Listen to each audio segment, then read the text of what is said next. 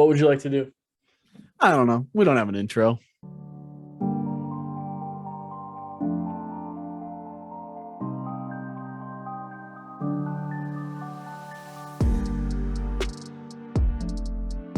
Welcome back to the Glaziar Gamble Podcast, episode 41.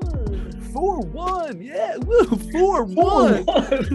4-1. Which Welcome. one is it? Oh. Oh, God. Welcome back, everybody. This is the Glaziar Gamble Podcast with Joe Rybolt and Mychal Glaziar, episode 41. Fun fact, that was my number in football because I played so many different positions. In 9th grade, that was my number. That was my basketball number. It was 41 because I couldn't get 32. So I did 41. So. I believe 41 was my basketball number in sophomore year because it was my football number. Yeah, I think I took it in. Well, someone took 32. It's probably ace or something. I don't know. I joined that with like 4 games left in the season, 9th grade, because my appendix. But yeah, 41 was my football number. It was my dad's football number. He played corner. I played basically every position you can think of except quarterback. Everything but quarterback. I played offensive guard. I played running back, wide receiver, kick returner, punter, kicker, corner. What do you call the kick returner? Like, what do you call? Like, it's not a kick returner, but like it's you have 2 kickoffs. You return the kickoff. You retrieve the ball, like you return it, and then you run like horizontally. You run like 25 yards to the side so that the kicking team has time to get to you, and then you hand it off to the other returner. Yeah. What is that position called? I don't know. I played that one for one season too. Yeah, that was great. That was the dumbest thing. And they always did that. And I was like, and then the one time they had me return the ball, the dude tackled me. You ended someone's career. I ended somebody's football career because he tackled me and I gave him his like 8th concussion because he hit me in the shoulder and he led with his head. Yeah. I lowered my shoulder and the dude was unconscious on the field for like 15 minutes. You had to hit his helmet with your helmet though. You cracked him. Yeah. He went like this. So he tackled me like this and I saw him come. So I went like that. Yeah. And his helmet hit right here. Yeah. It was like, it was. Oh yeah. He hit I basically had my shoulder pads at like a 90-degree angle at his helmet. Yeah. That was his neck. I'm pretty sure it was the snap I heard. Yeah. He was unconscious on the field. He was like, Yeah. Not proud of that, but I mean, they teach you tackling form for a reason. Yeah. That's exactly why. I mean, you're a very compact person. Like, I am. Yep. And so you've got so much force or the torque in this little like speedball. Yeah. And, I also ran a 4.41 40. Yeah. So it was basically a 4.41 running at him. It's like 200-pound 4.4 running at him. Yeah, I'm very aware of you running at people and like running them over, just like you did in that travel basketball game. Oh, when it wasn't a charge. Called a charge on me to lose the game. I made the. You made a layup too. Yeah. I did. Yep. And that free throw would have put us up by 2. Yeah, you were at a solid like 28 points. Yep. Probably the best game of my basketball career. Way to end it. Put a stamp on that game. Sorry, that ref had made multiple comments to me before too. I hate when refs have a vendetta against players. Yeah. Calm down. He kept telling me to calm down, like I was playing aggressively. Calm down. Fuck that guy. Anyway, we have some good stuff for you today. We have Anthony at one quick basketball topic, which is the Timberwolves, because that's really all I care about to talk about this week. Near the playoffs. Once the playoffs start, we can talk about other teams, but I could care less. Couldn't care less. And then we have football topics. We have the Washington Commanders continuing their downward spiral, Vikings talk with some of their signings, and then NFL is changing their playoff overtime rules, and that'll be it for us. So let's jump into the basketball, the Timberwolves topic. Anthony Edwards passed Kobe Bryant to be the he's now the 5th or 6th most points scored pre-age 21. Right. So yeah, passed up Kobe Bryant for that. But while that is an amazing feat, and while he will continue to post good scoring records and that sort of thing, we were worried about this potential thing happening with the Timberwolves, and it's happening. They are on a skid to end the season. To skid to end the season. However, there's even if they lose out, they can't get 8th because the Clippers are so far back. Like we have 5 games left, but the Clippers are 6 games back, and we don't play the Clippers. Right, so, like the 4th through 7th seed are all within. Yeah, 3 they just games. changed. Like the Mavs went from 6th to 3rd in like 2 days. Yeah. I mean, the Nuggets lost like 1 game and they dropped down 2 places or something like that. Yeah. So that 3 to 6 is all 3 to 7 is all in the same like range. That's like, why these games were all so huge. Right. The one thing that I saw, I tweeted about this because for those who aren't from Minnesota that are listening, Minnesota fans, I think, hate their teams more than the opposing. Like Vikings fans hate the Vikings more than the Packers. Yeah. And Timberwolves fans are like, they've never been good. Joe had season tickets for a while, and we used to go to those games, and they'd be half empty, half full, whatever you want. However, at that time they would have called it half empty. It was just, I mean, you could sneak down. We talked about it last week. You could sneak down into the lower levels, and they wouldn't even check your tickets because they're like, you're not a lower level ticket holder, but who cares because nobody's here. I don't know why Minnesota fans are that way. It's like they root for their teams to lose, and then right they now complain about it when they do. Right, then they get mad when they lose. No, this is why you have to have a backup team in Minnesota.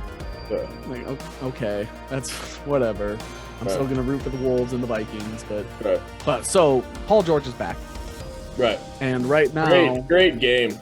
Great, really, yeah. You gave him great job. Welcome back. Oh yeah, like we were pooping on Paul George a couple of seasons ago, playoff peak.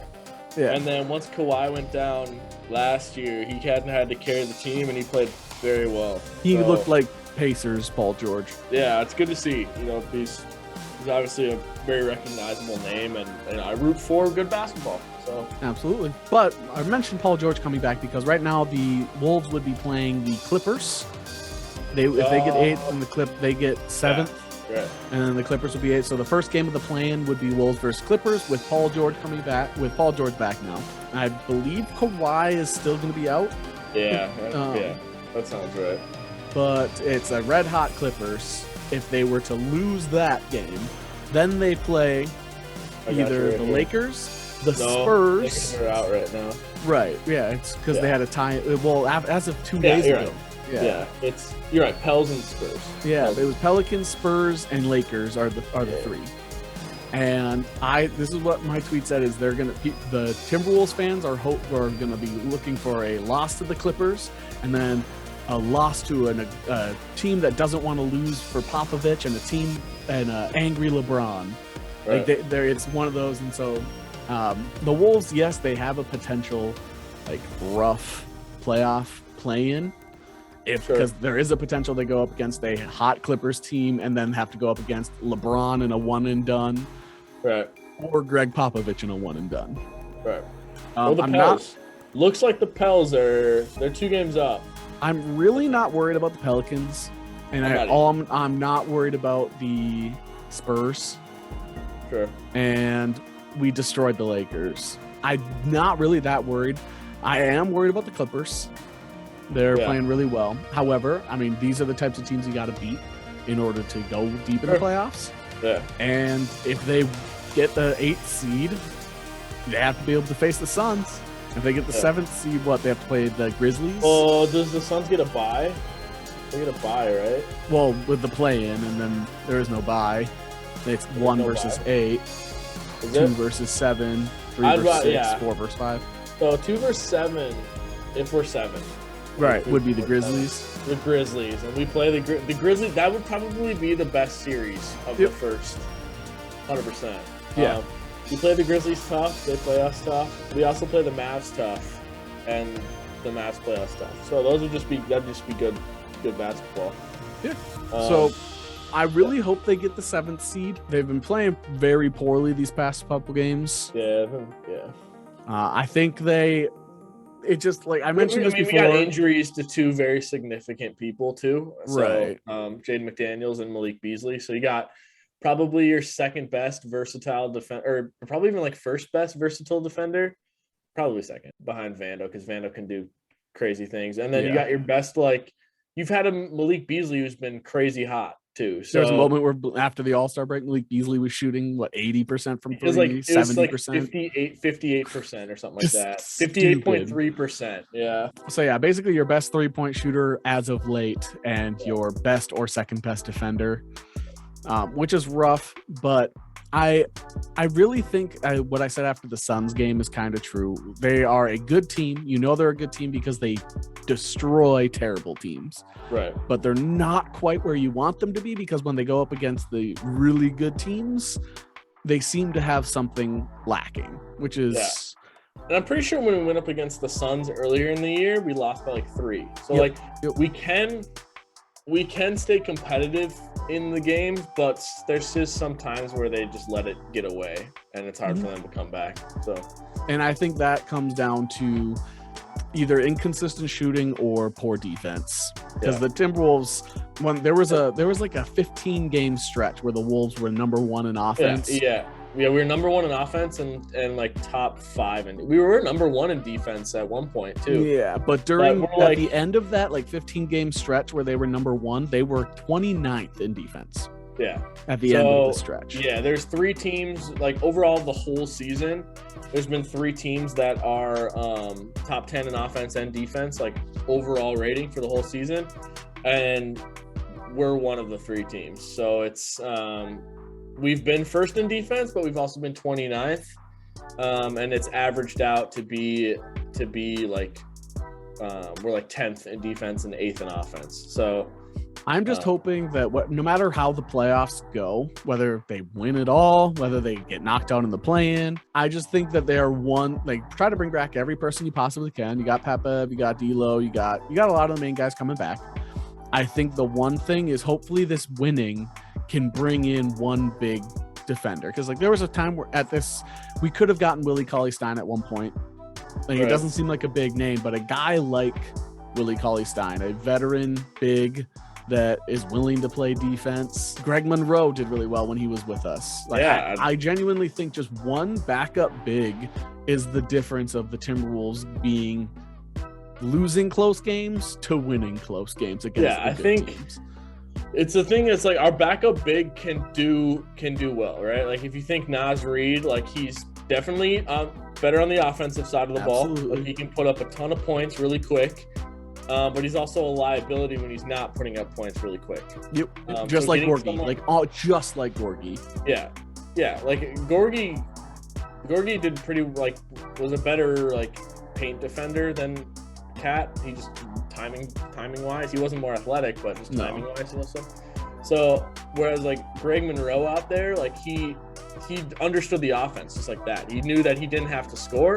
He's big, he's 6'11" and thick. Yeah. Yep. And he played in an offense in college and throughout his whole career where he had to be able to pass the ball well. And that with the shooters we have, I thought. Yeah, I don't think the Wolves need a big name. I think they need a guy like Monroe. They need a guy like Willie Cauley-Stein.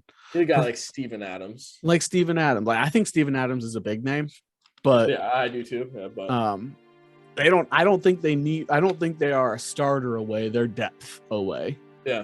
That's how you know they're a good team, because they destroy the bad teams because they have a good starting 5, but they lose to these really good teams, the elite teams, because their bench can outscore. I mean, what was Derek White was a handful for us. Patty Mills was a handful for us. Guys that are either coming off the bench or the 5th man that is staying in when the bench comes in. Right.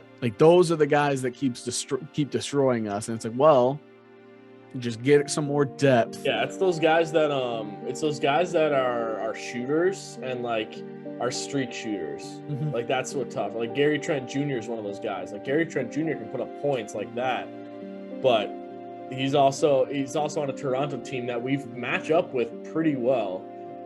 We just for some reason can't beat Toronto. I think if you were to ask me, I think the Wolves are going to end up as the 8th seed after the play-in.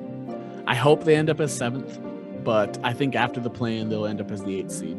They might go into the play-in as the 7th, but I just want to see them get into a 7-game series. It doesn't matter. Right. It doesn't matter if we're the 8th seed or the number 1 seed. I just want to see us get in getting a 7-game series, and that gives you time to like adapt and change, and we're going to see what Finch can do in a playoff scenario. Let's see what the guys can do. So yeah, and I think there's some good assistant coaches that can move in on next year that maybe if you get into a 7-game series, you can see where your weakness is on the coaching staff as well.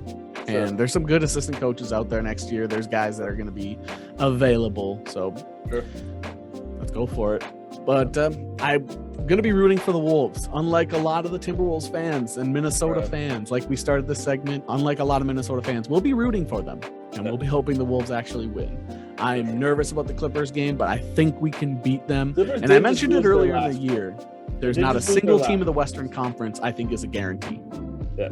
Suns could get upset by whoever ends up as the 8th. Yeah. I think Grizzlies could get upset by anyone in the 7th. I genuinely don't think that there's any lock in the West. Yeah, the only looking at Minnesota here, looking at Minnesota and looking at the standings, I think we would lose to the Suns in a 7-game series, but I think we could beat the Grizzlies, beat the Mavs, beat the Warriors, beat the Jazz, beat the Nuggets. I think we can beat all those.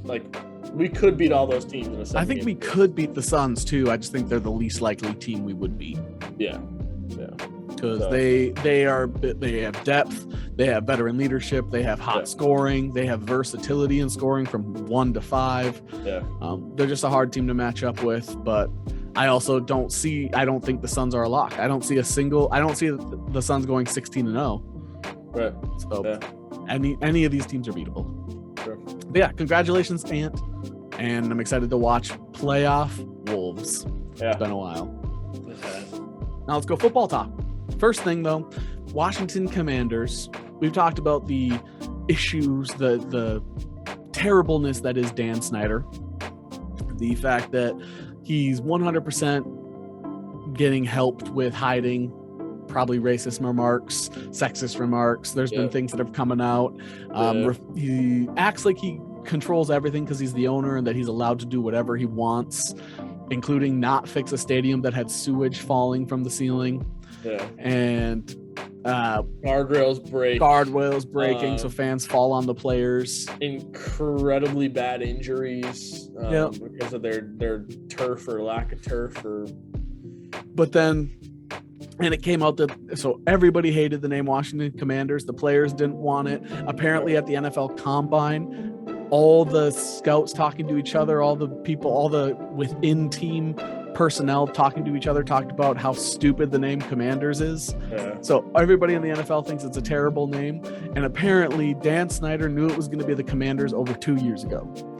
And we had talked about that Dan Snyder had made his decision before they had announced that they had made a decision. We had talked about that Dan Snyder had made a decision on it and wasn't telling anybody. And that, it's down to these few names. And that guy purchased the rights to the names, but Dan Snyder didn't really care because he had already decided Commanders at that point. Right. We had talked about all that and just the way he's running this team. Well, turns out he's also been keeping multiple financial books and providing different ones to different people to portray the team in a different light financially, depending on what benefits him more. Sure. So when the team's under investigation for this whole scandal, he gives them the numbers that make them look like they're running a proper business, but that it's not really bringing in too much money. But then it sounds like he's also providing that book when he might be providing that book when doing his end of year taxes. Sure. So the rumor is that the next team after the Broncos to be for sale will most likely be the Washington Commanders. My number one hope, if this happens, is the new owner changes the team's name. Yeah. I would love if the new owner came into the Washington Commanders. New stadium. New field. You might not be able to get a new stadium because the city has to approve it, but you can definitely pay for a new field. Right. And you can get the sewer leaks and the guardrail. You can replace a lot. It doesn't have, if you can't afford the new stadium, but if you can get a new stadium and new name and remove anything that has an attachment to Dan Snyder, any person that was brought in, any employee that was brought in through Dan Snyder directly, gone. And that's what I think the team will be sold if this is the case, I mean, that's potential tax fraud, insurance fraud. I can see something like what the Wolves are doing, whereas like we have Glenn Taylor in place for 2 years. Nobody likes Glenn Taylor. Glenn Taylor is not a good owner, but he's staying in position and teaching who's going to replace him, Mark Lowry and Alex Rodriguez, and teaching them what to do. And then I'm sure that Mark Lowry and Alex Rodriguez will just be like, all right, so this is what not to do. I could see something like that with some of the higher place people, just like kind of like what Microsoft is doing too, where they're keeping the Activision people until they can replace them. Well, and that the thing with Microsoft that hasn't gone through, right? Because there are some political officials trying to stop the purchase, which. Interesting that politicians are getting involved, but yeah, apparently some politicians are trying to stop Microsoft from the purchase. There's probably some information that they don't want to get out. That's within the higher up Activision employees and them. So, especially with what was going on with Activision, the history of politicians. Yeah, which is interesting because one of those is Bernie Sanders, I think that's very interesting. But anyway, yeah. So Washington Commanders, Dan Snyder, scumbag. What else is new? Yeah. Next thing, let's go into the NFL overtime rules. So after the playoffs, the Bills-Chiefs game, everybody said the NFL overtime is just a coin flip at this point. That's all it is. It's a coin flip. Whoever wins it wins, which was not the case statistically. I mean, stats backed it up. That was not the case. In the regular season, it was less than 55% of the time. Yeah. It was something like 52. It was very close. It was like 76, 68, and 10 or something like that. Or 78. For the team that won the coin toss? Yeah. Yeah. So it just showed, yes, they were more likely, but the numbers were right where you want them statistically. Like if you're setting the rules, 50 to 60% is a good number. Right. Your ideal number would be 50 on the dot. Right. Yeah. I thought it was fine. I didn't think the overtime rules needed to change, but they're changing the overtime rules. So both teams in the playoffs, not the regular season, but the playoffs, both teams will be able to get possession of the ball. Yeah. Did you see the percentage for the playoff teams though? No. The 10-2. Yeah, yep. So it was because the teams are all elite teams, they always scored, basically. Yeah. So they knew they had to change it for the playoffs, and that's why they're only changing it for the playoffs, not the regular season. But in the playoffs, both teams can guarantee get the ball now. If the opening drive is a safety, the game's over. Right. If it's a touchdown, the other team still gets the ball. If it's another touchdown, after that, it's first team to score wins. Yeah. So basically, if both teams score, it's the same as normal. So I think that's kind of interesting to me because it's the same thing. Like if people think both teams need a chance to get the ball, and both teams end up scoring a touchdown, it's the overtime. Yeah, let's go back to the big controversy, which was Chiefs and Bills. Yep. That says Patrick Mahomes went right down the field and scored a touchdown. And Josh Allen could have answered and probably would have answered with his own touchdown. Right, with his own touchdown. But then you're just like, all right, we just got to get to the 40-yard line for Harrison Butker to hit a 57-yard field goal. And now the Chiefs don't even need a touchdown. Now the Chiefs just need a field goal at that point. Yeah. And you've got a top 3 kicker in the league. So I still feel the same way about overtime. I still don't think the changes that they made in the playoffs, I don't think make that big of a difference. I think it's basically the same thing. If all these teams are that elite where they're always going to score on their first possession in overtime, after both teams score, it's actually even more likely that the team who wins the coin flip, in my opinion, is going to win it. If that's the true case. Only time will tell, only numbers will tell, but I feel like I'd rather just do have a lot of people are saying that they would rather just do like a time limit again. Right. So but that's the number one thing the NFL does not want is basically a whole nother quarter. Yeah. Even if it was 5 minutes, because then you have a team that runs the ball. They're just going to run the clock Another out. Alternative I saw was that, like, say Patrick Mahomes scores a touchdown in 36 seconds. Then the opposing team would have that same amount of time to score a touchdown. So however much time was left on the clock when the last team scored. So yes. If the last team scored on a Hail Mary to send it to overtime, the other team in overtime would get 1 second? No. So, like, say the Chiefs get the ball right away. They go 4 plays, 1 minute and 26 seconds, and a touchdown.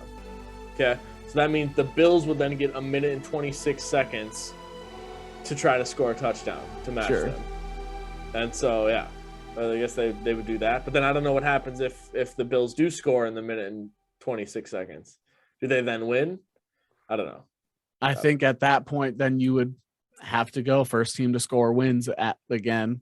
Yeah. Because the NFL wants short overtimes.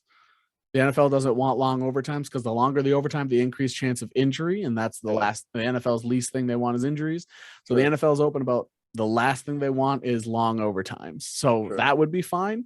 But what happens if one team takes 6 minutes to score, then the other team gets another 6 minutes? You basically just did another quarter. Right. I am all for each team gets 4 downs from a certain yard line, and it has to be a touchdown. So each of you gets 4 downs from the 35. Each of you gets 4 downs from the 50, something like that. There is no such thing as a first down. You have to score. And then after that, I'm fine with that. I also really like they flip the coin, and whoever wins it picks the yard line, and the other team decides whether they want to do offense or defense. So Bills Chiefs do that in theory again. The Bills win the playoffs. The Bills win the coin flip. Yeah. And they choose the 20-yard line. So the Chiefs say, okay, we want the ball. The Bills choose the 10-yard line. Do the Chiefs say, okay, you can have the ball, we'll stop you from your own 10? Yeah.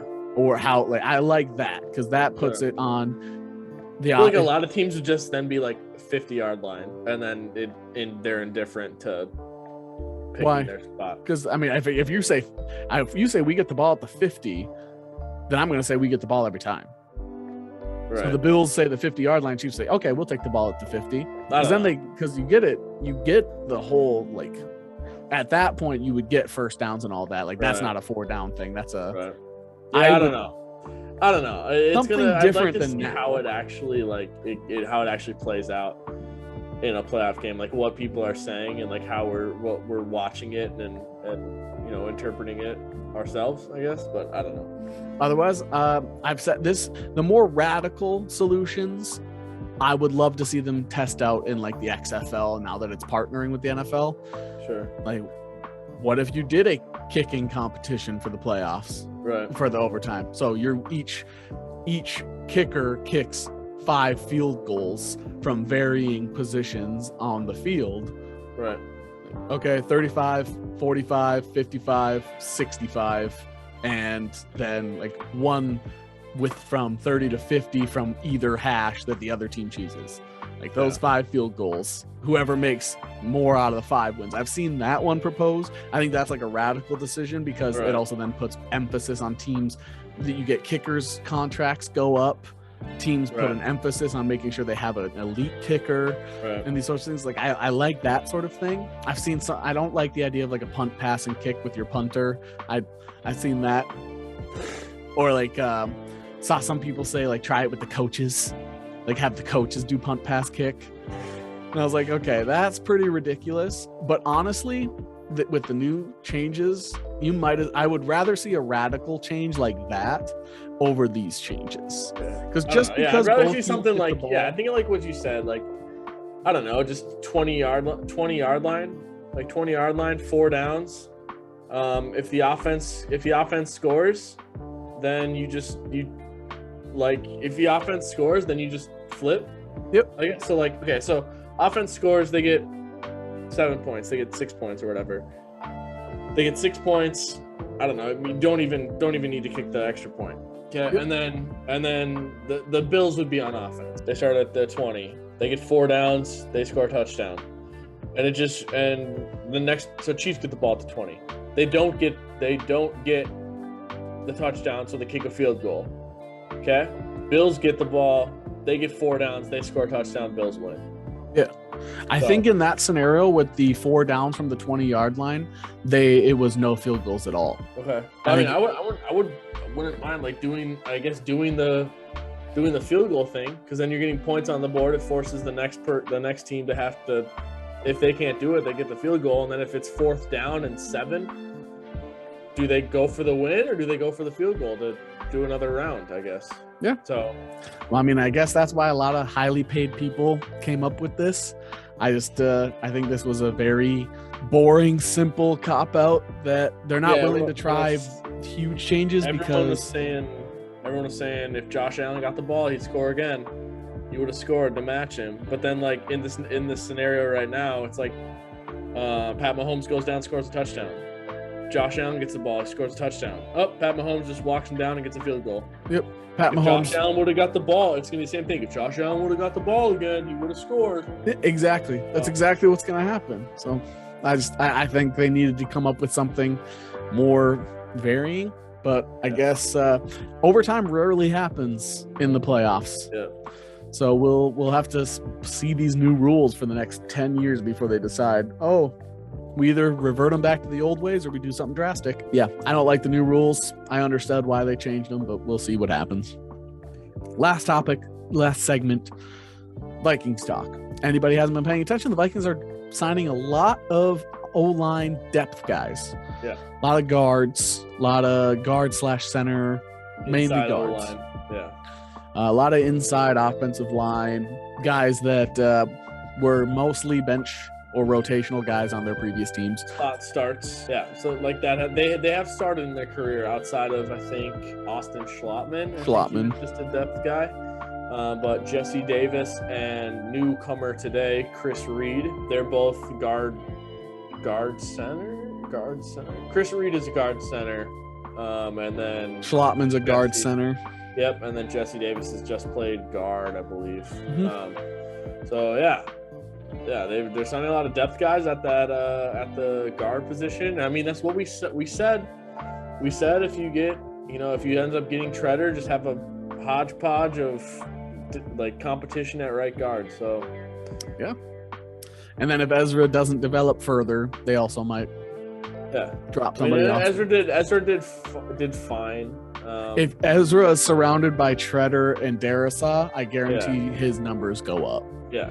Yeah, I mean, he did fine, but you're also comparing him to Udo and Dozier, and so Udo was last of all guards. Yeah, and it's weird because like he had some good games, and then he was rated worse than Dakota Dozier. The dude from the Dolphins apparently was Jesse Davis. He's played guard. He plays guard tackle.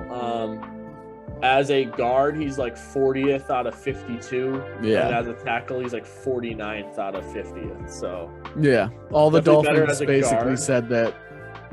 All the Dolphins were basically fans were saying we're sorry. Yeah, he's the Dakota Dozier of the Dolphins. Is what I've seen. But so it should be interesting to see how he does. Yeah. I think he is definitely not one of those guys that's competing for the starting job. Yeah. He's definitely a depth guy, injury replacement guy, but he stayed healthy. He's played like 77 of 82 games or something like that. So I mentioned today, all these signings to me mean they're going to go DB in round 1, or they're trading down. I don't think if the one guy they want or 2 guys they want are not available at 12, I think they're trading down. I think they're probably looking at Stingley and Sauce. Yeah. That's probably it. I've heard the rumblings today is that they didn't think Hamilton was going to be available, and now with Hamilton being available, they view Hamilton higher than Stingley. Yeah, I could see that. So now I would assume if Sauce and Hamilton are gone, they trade down. Sure, and then a lot of people have said, like, if you think about it, Cameron Bynum was a corner. So, like, you could, if you do end up getting Hamilton, you have that safety. You can do a lot with Cam Bynum. I think Hamilton would also replace Harrison Smith. I think if you sign Hamilton, Bynum and Hamilton end up being your future safeties. Yeah, I could see that for sure. Because Harry will just play out the rest of his contract, and they just won't even re-sign him. So if he wants to continue, they will be like, nope. I mean, we got Hamilton. Yeah. Hamilton he's a Swiss Army knife on defense. Yeah. He'll play whatever you put him. And that's what Harrison's done for us. So yeah, I think them finding out that he potentially is available changed a lot of how their scouting went. Sure. They might surprise people, and if the number one linebacker is still available, which would surprise me considering I think he's potential top 5 talent. If he's still available, maybe they go after like a top linebacker, but I genuinely think it's Hamilton, Sauce, or trade down. Sure. I think Linderbaum must not be impressing them, and then the other linemen they'd want are tackles, and they don't need tackles. Yep. Sorry, Vikings fans. You might have to see a trade down in the first draft for Kwesi. I'm not opposed to it. I'd like to see them do. I'd like to see them make a splash and go get a guy. But if that guy's not there in the first, it's better to kind of get more talent as opposed to like settling. If you trade up for a non-quarterback, they have to hit. Yeah. That's the thing. So if you trade up for Sauce and Sauce ends up not transferring his game into the NFL, yeah, because in my opinion, both of the top 2 corners are guys that I think are going to have to get tackling training. Sure. They're guys that if their guy catches the ball, are they going to be able to stop him in the NFL? Right. That's my issue. Yeah, and getting more trading back, getting more picks allows you to move up in later rounds where there's less risk, but there's also that chance for a reward. So speaking of cornerbacks for the Vikings, though, they did sign Chandon Sullivan as their new slot guy, but they also re-signed Patrick Peterson and Nick Hairston. Yeah, and Nick Hairston. So. Yeah, I'm fine with all those. I don't think necessarily that any of those guys are like Hairston. I don't think Hairston's going to start, but he's also a really good depth person. Like he did well, but not like obviously amazing. And then Chandon is in the top quarter of slot corners that are out there that are available. So he's an upgrade over McKenzie. Yeah, by a mile. I think McKenzie was better than his stats portrayed. Yeah, I do think McKenzie was. It's one of those like Pro Football Focus everybody goes by McKenzie's Pro Football Focus rating. Yeah, but I mean he's not a bad player. Yeah, no, obviously like there was a difference between his last year with the Vikings, like his last year before he was a Bengal, where he was like really really good, and then his comeback season here, but. Yeah, we got like our cornerback room went from being like, oh God, what are we gonna do? To okay, like we definitely need to draft a corner, but maybe 2 when. Yeah, we definitely need to draft a corner, but it just depends when. So I mentioned this to you when we were talking. I think Patrick Peterson. I don't know. I didn't look at what his contract was, but I was totally. It was right where we said it was gonna be. It was like 3 to 4.5. Okay, like so that's fine. That's fine. I think you can get up to like $5 million with incentives and stuff. Yeah, I like the incentive based on for all players because it forces them to not give up now that they got the bag. Yeah, I think the base is $3 million though. I like Patrick Peterson, especially as a player and as a person, but I definitely was fine if they didn't bring him back. Yeah. I thought that there were just better options up there. He was average. Right. He was average. He's not exceptional. He was average. And that could have been like covering for Xavier Woods a little bit. Like Xavier Woods wasn't in the right spot. It makes him look bad. Bashad Breeland wasn't in the right spot, which he never was. It probably looked bad, but I don't know how PFF works, but he was average last year. Right. I think having him back. I think Cam Dantzler's underrated, and I thought Patrick Peterson was overrated. I found a crazy fact. I know we don't use PFF, try to use PFF, but according to PFF, Cam Dantzler was the number one corner against the run last year. Yeah, that does not. Hearing those sorts of things doesn't surprise me. Yeah, I think when you watch Cam Dantzler, he looks like a top two, like a corner that should be number 1 or 2 on a team. Yeah. He looks really good when he's on the field. Yeah. I understand he's had plays that stand out for people. They're like, oh, he gave up that end of the game touchdown when he dove in, and that whole game, or that whole the Detroit game. I think so. Where it was charged to Woods, but everyone saw Dantzler. That whole episode with the Vikings talk, I had to explain to people, Dantzler followed exactly what he was supposed to do there. He had to get the shallow. He was the shallow. Yeah. Like if he defends over the top, it was the fact that Woods missed his assignment made Dantzler have to correct, and Dantzler was trying to do more than what he was asked to do because of the mistake Woods made, and yet everybody blamed Dantzler. That's just a perfect example of fans reacting without knowing what's actually going on. You guys, everyone has to remember that Dantzler is like first All-Pro rookie team for corner. So 3rd round pick, and last year I believe his PFF against the pass was like 16th. And then his run was 1st. So, like, if you're telling me, if you're going to use PFF and say that Patrick Peterson was average, sure. If you're going to say that Dakota Dozier was ass and Oli Udoh was ass, then, like, Cameron Dantzler's, like, 16th and 1st. That means he's a starter on he's the corner 1 on half the teams in the NFL. Yeah, he just, like...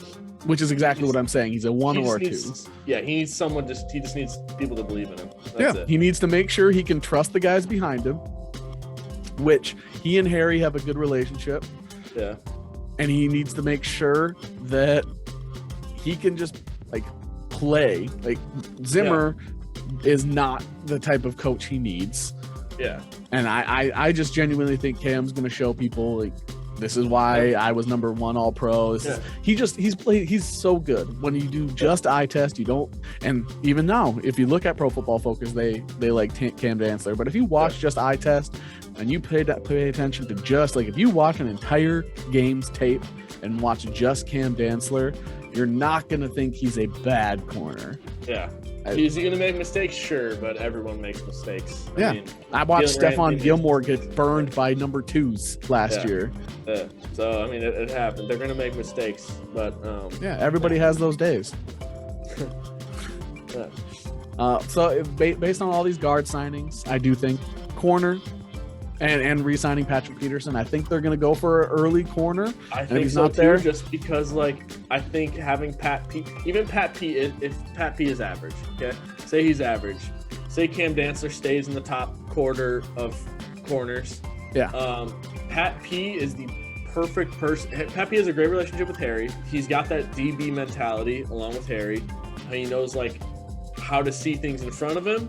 And I think if you're going to draft a corner, which you're going to draft a corner somewhere, he's the perfect vet to have. Absolutely. So that's why I think he's back. And I hate to, like, I always harp on special teams. I think special teams are super important. Patrick Peterson has a ton of experience with special teams. And I think he's a great, because our special teams coaching has been, like, since Prefer's gone, it really hasn't ever gotten back to that. Ficken did well last year, but Ficken left. Right. And I think Patrick Peterson's going to be able to help with special teams. And I think that's huge because our special teams coverage last year was rough. Yeah. I think a solution would be have Chaz Surratt learn gunner and have Patrick Peterson help some of these young guys with special teams. And you might be able to help reduce that average punt return, especially because you brought back the punter. Jordan Berry's all right. He's not someone that's going to wow you. He's probably better than Colquitt, obviously. But yeah, I'd like to see better than Jeff Locke. Yeah, way better than Jeff Locke. Yeah. When Jeff Locke gets hurt and our kicker at the time has a longer punt average than he does.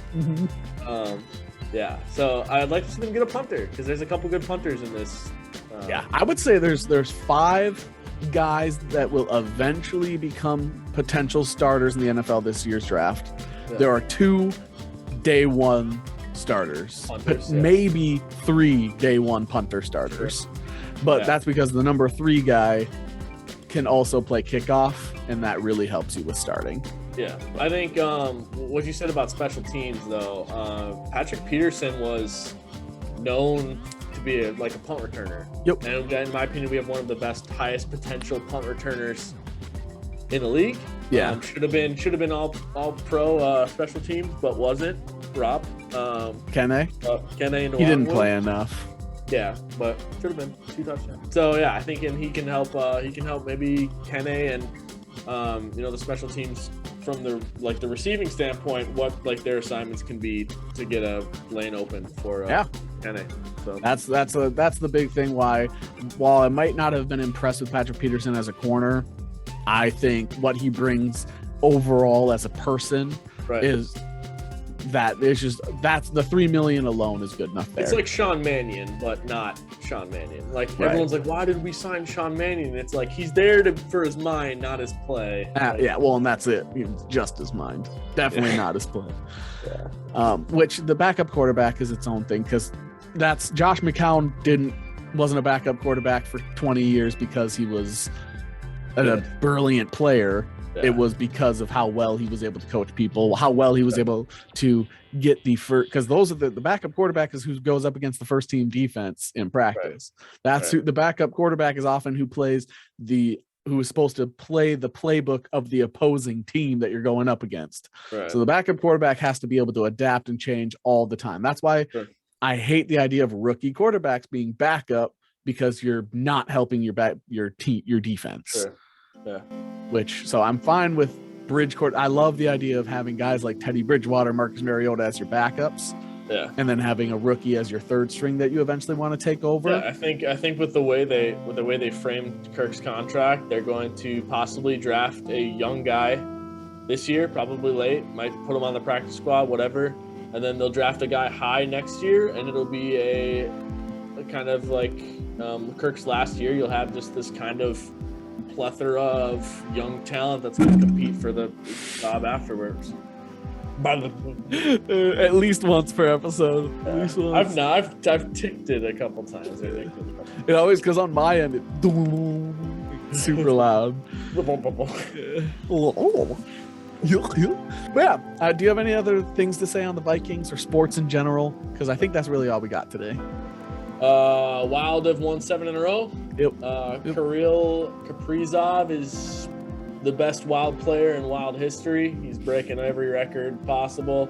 And Cam Talbot and Marc-Andre Fleury might just be the best goalie duo in the league. Yeah, they don't even know. They're trying to decide who's going to start. Yeah, in the playoffs. The 7-game series. Yeah. I don't know.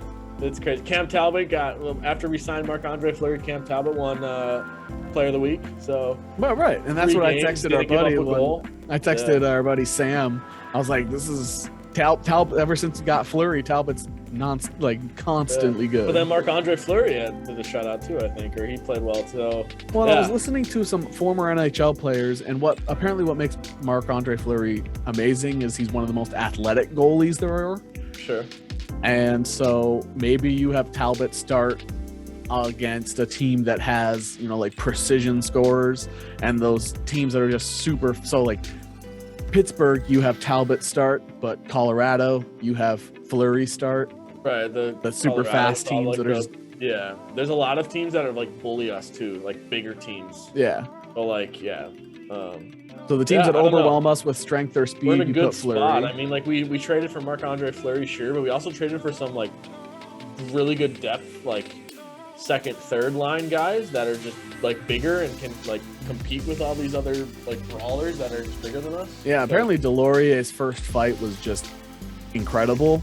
Yeah, and that he was getting there was the one thing I saw where their opposing player slid into the goalie and he just grabbed the jersey and pulled him out.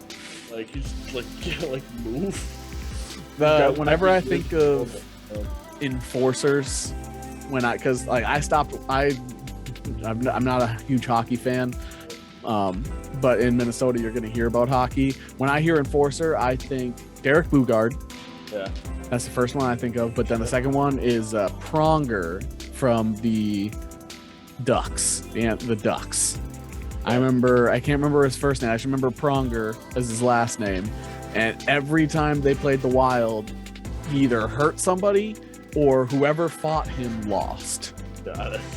And I was just like, okay, this dude just is not stopping. I remember playing like NHL 2002 for PlayStation or something like that. And Pronger had like max hit power. I was like, okay. Or max checking or whatever it was. I was like, yeah, this dude, this guy. Sure.